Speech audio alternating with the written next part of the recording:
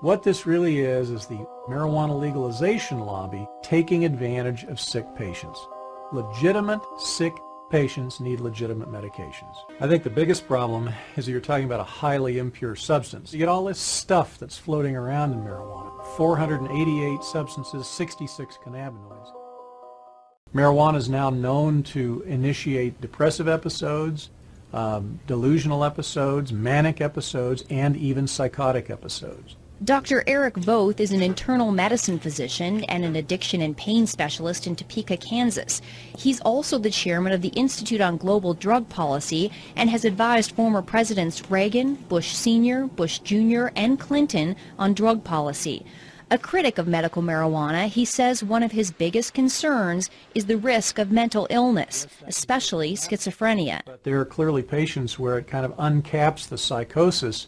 Schizophrenia is a form of a psychotic illness, and uncapping it in people who didn't know they had it, continued schizophrenic, that did not have it ahead of time. Indeed, research has shown a connection between marijuana use and schizophrenia. There is also great concern over marijuana use in teens and young adults because their brains are still developing.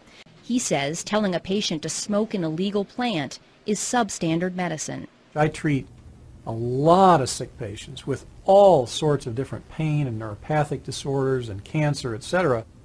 And I cannot think of one circumstance in 27 years of active practice that I've had to say, well, it's time for you to smoke dope. I just haven't. And that includes terminal patients and hospice patients. Marijuana is habituating, addictive, whatever you want to call it. Dr. Voth says marijuana has about the same addictive potential as alcohol. The '99 government report found marijuana was slightly less addictive than alcohol, with 9% of all users experiencing addiction. The '99 Institute of Medicine report says smoked marijuana is a crude THC delivery system that also delivers harmful substances. There's a lot of things that have hit the literature that have talked about head and neck tumors, for instance, oral tumors, lung cancers even. The Institute of Medicine found that marijuana smoke can deposit up to 4 times the amount of tar in the lungs of a cannabis smoker as a tobacco smoker. Studies have also shown that marijuana smoke contains higher concentrations of the same carcinogens found in cigarette smoke. Critic Dr. Erick Voth believes the true medical potential of cannabis lies in targeting some of those chemicals, not smoking the entire plant. There are elements in the cannabinoids and various cannabinoids that have a lot of positive effect and very little addictive or high causing effects. Let's keep it in the corridors of science. Let's keep it in the FDA. Let's do what needs to be done, which is careful, longitudinal, placebo-controlled, crossover, head-to-head studies, and see where it falls out.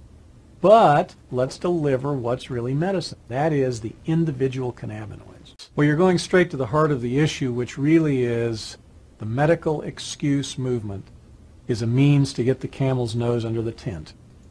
The folks that are pushing the medical excuse movement really come from the medical legalization movement,